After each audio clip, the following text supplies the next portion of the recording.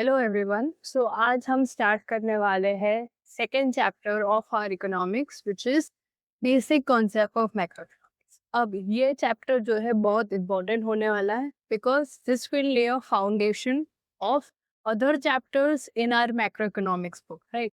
इससे हमारे macro economics का भी फाउंडेशन बिल्डअप होगा, प्लस आगे जितना भी नेशनल इनकम का जो पोर्शन है उसके लिए भी एक फाउंडेशन बिल्डअप होगा। So this is going to be a very important chapter, तो ध्यान से समझेंगे, डिटेल में समझेंगे, right. Now first of let me start this concept by asking you one question. ठीक है, एक नॉर्मल सा क्वेश्चन। कल जाके अगर हमारे कंट्री में सारी शॉप्स बंद हो जाए, सारी फैक्ट्रीज बंद हो जाए, हम सब काम पे जाना बंद हो जाए, गवर्नमेंट काम करना बंद करे, तो क्या होगा?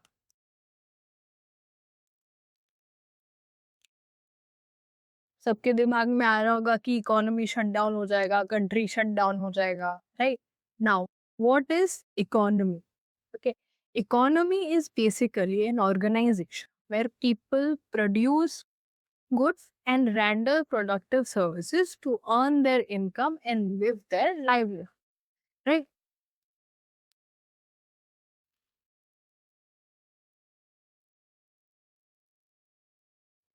एक economy, okay, is a system through which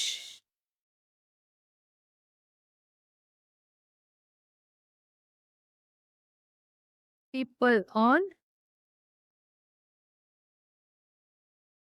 by producing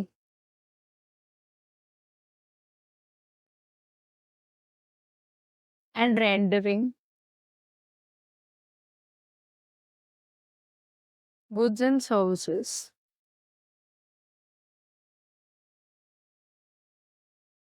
respectively। ठीक है, एक इकोनॉमी में there are n number of people. हमारी country is also in economy, right.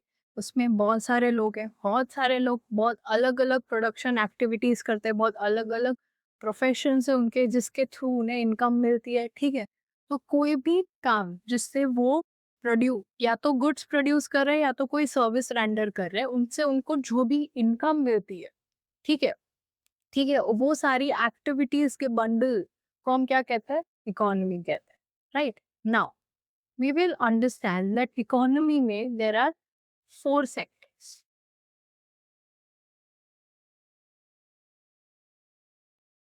Which are the four sectors?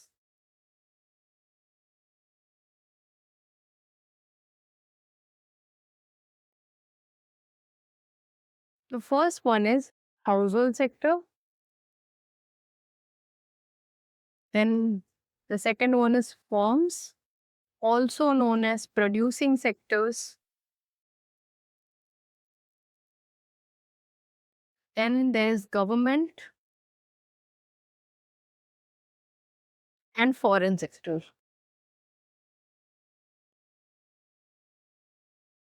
also known as rest of the world. Right. So these are the four sectors. Now we will start by understanding what is the household sector. Household sectors क्या? आप, मैं, हमारी families, we all are a part of households. Okay. As a household sectors, we own factors of production. ठीक है, हमारे पास factors of production है. How? We can give our land to firm for production. Okay, we can need laborers in some factory in manufacturing firm. Okay, we can give capital. Okay, we can start our own business, we can start our own enterprise, and we can earn profit. Basically, households are owners of factors of production.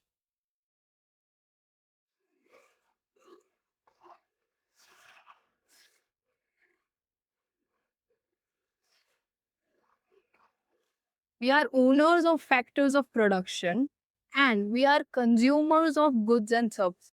हम हमारे factors of production देते हैं to firms and in return we get goods and services. ये वाला concept हमने last chapter में भी पढ़ा था, तो circular flow of income into sector economy.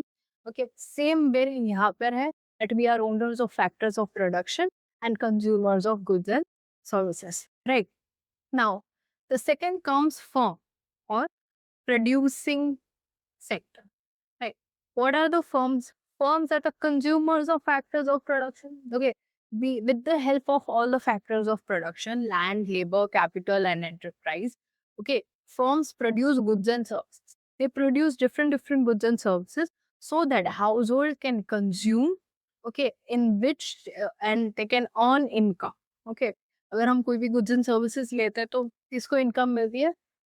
Firms and producing sector को. फर्म एंड रिटर्न वो इनकम में से जो फैक्टर्स ऑफ प्रोडक्शन की फैक्टर इनकम होती है वो हाउस होल्ड sector. Right. Then comes government. Now government यहाँ पे acts as welfare agency as well as producer. How as a welfare agency and producer? First of all, welfare agency मतलब government certain rules and regulations बना रही है, certain authorities को control कर रही है, सर्टेन इंडस्ट्रीज के rules and regulation standard set कर रही है. ठीक है. तो वो क्या होगी? एक वेलफेयर एजेंसी होगी. Okay. Now how as a producer government also produces goods. Okay. They produces goods through PSUs or PSEs. Now what are these PSUs and PSUs? PSUs are public sector undertakings. Okay. ऐसे सारे companies manufacturing units जो government run करती है. ठीक है. They are PSU. PSE means public sector enterprises. Right. अगर एक example दो PSU का, then ONGC. Okay. ONGC is a PSU. ठीक है. इसका मेजर स्टेक ONGC में गवर्नमेंट का है. दैट इज वाई वो PSU बन जाती है. ठीक है. सेम में रेलवेज भी इंडियन गवर्नमेंट का मेजर स्टेक रेलवेज में है, इसलिए वो भी PSUs है. Right. Now foreign sector. Foreign sector means relations with rest of the world.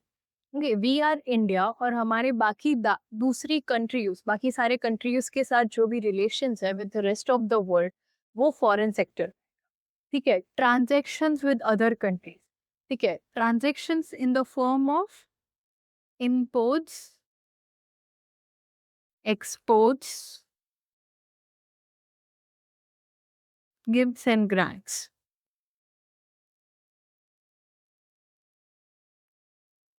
अगर हम हमारे गुड्स कोई दूसरी कंट्री को सप्लाई कर रहे हैं तो वो एक्सपोर्ट हो गया. ठीक है. हम एक दूसरी कंट्री, एक फॉरेन कंट्री के साथ ट्रांजेक्शन कर रहे हैं. ओके. अगर हम कुछ सर्टन गुड्स इंपोर्ट कर रहे हैं हमारी कंट्री में, तो हम दूसरी कंट्रीज के साथ एक ट्रांजेक्शन में आ रहे हैं. Same way gifts and grant. अगर हमारी नेबरिंग कंट्रीज के साथ हमारे बहुत अच्छे रिलेशंस हैं और हम कोई भी बुरे वक्त के समय पे एक दूसरे की हेल्प कर रहे हैं. ठीक है. तो वो किस में काउंट होगा? Gifts and grants. ठीक है. So these are the 4 sectors of economy: household, firms, government and foreign sector. Okay. So अब हम जो नेक्स्ट कॉन्सेप्ट जो पढ़ने वाले हैं वो पढ़ने वाले हैं फैक्टर इनकम और ट्रांसफर इनकम का. ठीक है. सो हम एक एग्जाम्पल से समझते हैं कि फैक्टर इनकम और ट्रांसफर इनकम क्या होता है. ठीक है. अब एक क्रिकेट मैच चल रहा है. ठीक है. क्रिकेट मैच में एक प्लेइंग 11 होती है और दूसरे एक्स्ट्रा. राइट. अभी प्लेइंग 11 में विराट कोहली है. विराट कोहली ने मैच में सेंचुरी मारी. ठीक है. उसको मैच फीस मिली. वो मैच फीस विराट कोहली के लिए क्या होगी? Factor income. लेकिन जो एक्स्ट्राज में बैठे, जिसने ऑन द फील्ड आके ऐसा कोई कंट्रीब्यूशन नहीं किया, बैटिंग, बॉलिंग या फील्डिंग है, उसको जो मैच फीस मिलेगी वो उसके लिए क्या हो जाएगी? Transfer income. ठीक है. मतलब फैक्टर इनकम वो होती है जो हमें मिलती है after rendering any productive service. ठीक है.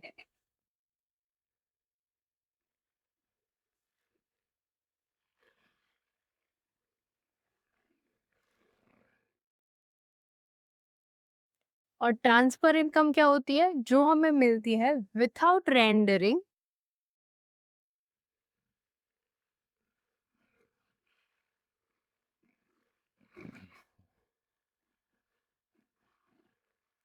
Productive service. ठीक है, इसके एग्जाम्पल्स क्या होंगे? सो हमारे फैक्टर मेन इनकम है जो हमें फैक्टर्स ऑफ प्रोडक्शन के लिए मिलते हैं, जैसे लैंड को मिलता है रेंट, लेबर को मिलता है वेजेस, कैपिटल को इंटरेस्ट और एंटरप्राइज को प्रॉफिट। तो ये सारे हमारे एग्जाम्पल्स किसके हो गए? फैक्टर इनकम के। Okay, rent, wages, interest and profit, right? For example, अगर आपके घर पे आप कुछ रिपेयरिंग का काम करवा रहे हैं और कोई एक जन आके आपके वो रिपेयरिंग के काम में आपको हेल्प कर, ठीक है, तो वो एक प्रोडक्टिव सर्विसेज रेंडर कर रहा है, ठीक है, तो आप उसको जो भी दोगे वो फैक्टर इनकम होगी, पेजेस पे करोगे आप उसके। Okay, so that becomes factor income. Now transfer income के एग्जांपल्स क्या क्या हो सकते हैं? स्कॉलरशिप,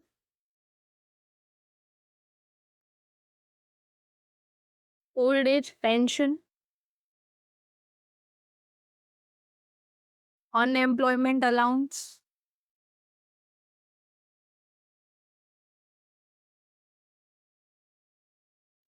ये सारे हमारे हो जाते हैं ट्रांसफर इनकम के एग्जाम। यहाँ पे किसी भी चीज, कोई भी प्रोडक्टिव चीज नहीं हो रही, ना किसी चीज का प्रोडक्शन हो रहा है, ना हमने कोई सर्विसेज ऐसी रेंडर की है जो प्रोडक्टिव है, ठीक है।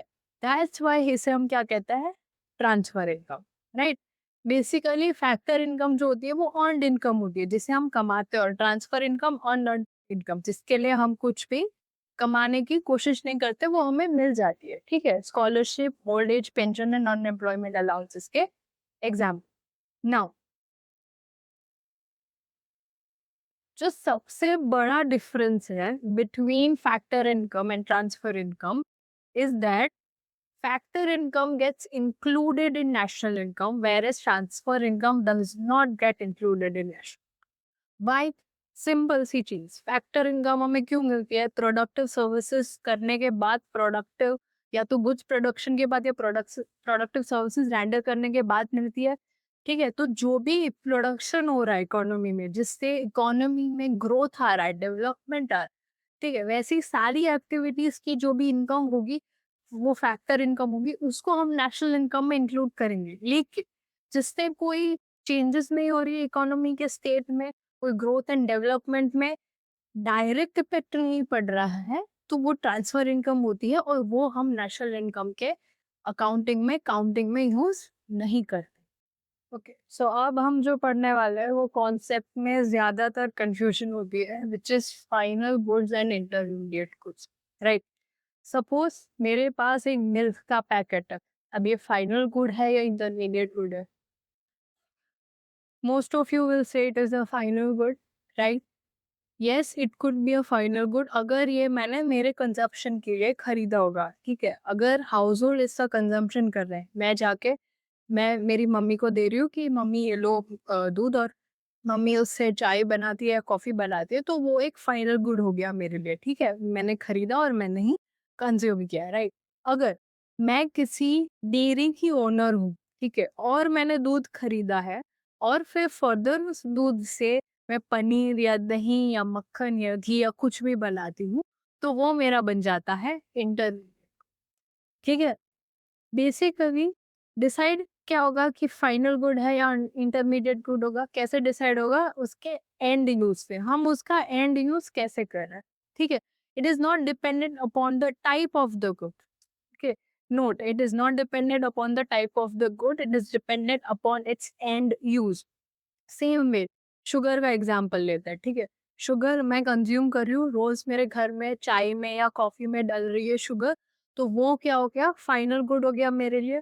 सेम वे अब वो शुगर से मैं या तो किसी स्वीट बनाने में उसको यूज कर रही हूँ, हलवा बनाने में उसको डाल रही हूँ, फिर जाके मैं उसे बेच रही हूँ बाहर शॉप में या मार्केट में, तो वो मेरे लिए शुगर क्या बन जाएगी फिर?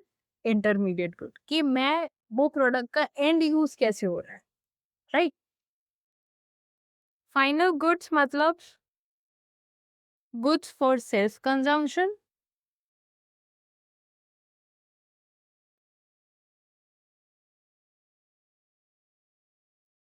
एंड इंटरमीडिएट गुड्स मतलब goods used for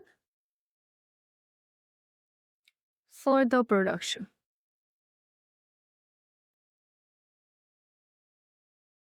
Right? So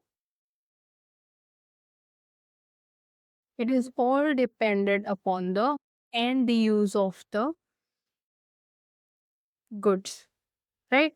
Now, national income में सिर्फ फाइनल गुड्स इंक्लूडेड होते हैं, इंटरमीडिएट गुड्स इंक्लूडेड नहीं. क्यों? Because of the concept of double counting. Double counting कैसे होगा? फॉर एग्जाम्पल, अगर मैं वीट खरीद रही, ठीक है, और अगर वो वीट मैं मेरे घर के लिए खरीद रही हूँ तो वो मेरा फाइनल गुड होगा. ठीक है. नाउ अगर मैं वीट खरीद के, ठीक है, किसी फ्लोर मिल को देती हूँ और वो उस वीट का आटा निकाल के फ्लोर मिल में बेचते हैं, ठीक है, तो अब उसमें वो वीट का कैलकुलेशन, वीट का अमाउंट कैलकुलेट नहीं करेंगे. क्यों? क्योंकि वीट तो ऑलरेडी फ्लोर के प्रोडक्शन के लिए यूज हो गया ना. ठीक है. अब नेशनल इनकम में सिर्फ क्या काउंट होगा? सिर्फ फ्लोर काउंट. ठीक है. वीट काउंट नहीं होगा. अगर वीट भी मैं काउंट करूंगी और अगर मैं फ्लोर भी काउंट करूंगी तो वो डबल काउंटिंग हो जाएगी. राइट? इसीलिए नेशनल इनकम में सिर्फ फाइनल गुड्स इंक्लूडेड होता है, इंटरमीडिएट गुड्स इंक्लूडेड नहीं होते. राइट?